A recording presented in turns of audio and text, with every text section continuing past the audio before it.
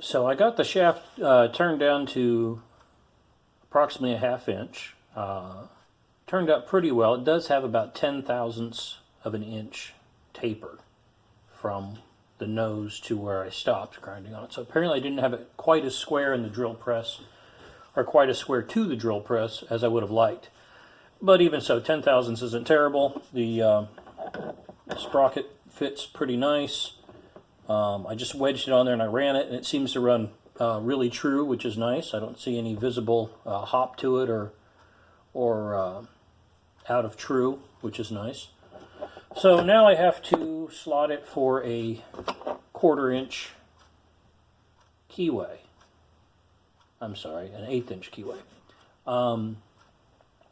This may be the trickiest part yet, because I'm going to attempt to do it with a Dremel. The best way to do this probably would have been with a mill, which I have. But again, I'm trying to do this as if a team was trying to get into Electrothon that had little or no resources.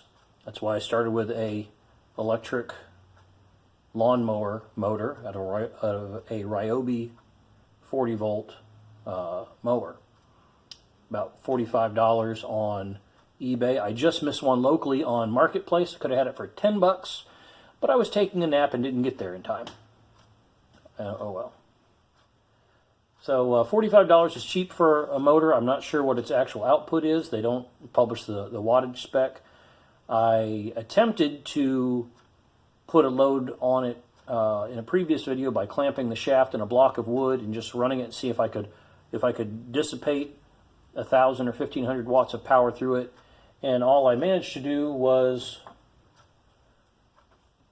burn the inside of that piece of wood, which I suppose isn't terribly surprising. But anyway, now I've got to try to slot this thing for a keyway, freehand, with a Dremel, by eye. I think this is going to be more art than science, and unfortunately I am not much of an artist. But what are you going to do? Let's try anyway.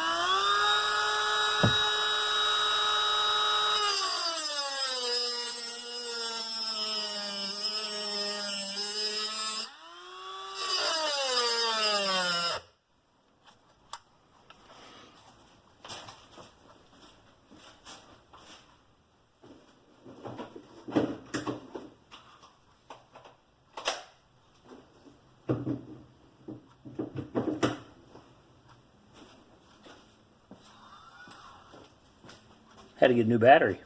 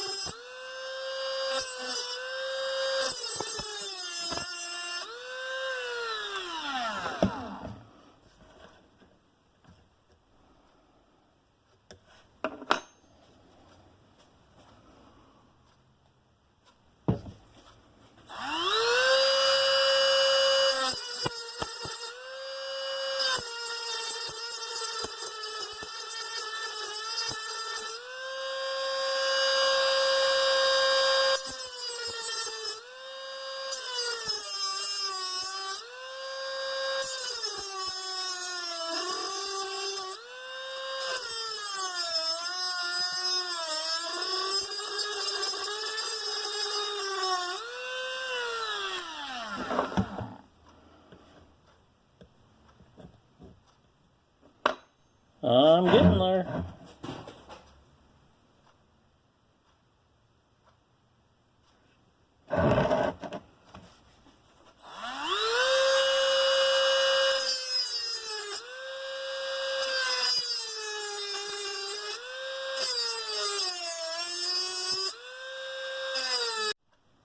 Well, that could have gone worse. I don't know how well it will show up, but that was done with a Dremel. I probably should have switched to a very small file at some point, but I didn't. I just kept pushing through it like an idiot. But it did seem to work. Apparently I'm more of an artist than I thought.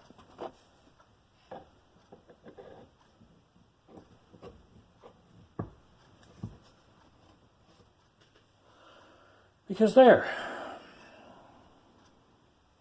Now I have a 1/2 inch bore sprocket with a 1/8 keyway on what started out life as a 13 millimeter dual D bore, which is why it has 2 flats, shaft. If this side wouldn't have turned out, I would have just flipped it over and attempted again on the other side of the shaft, which of course would just further weaken my shaft, but you know, what are you going to do?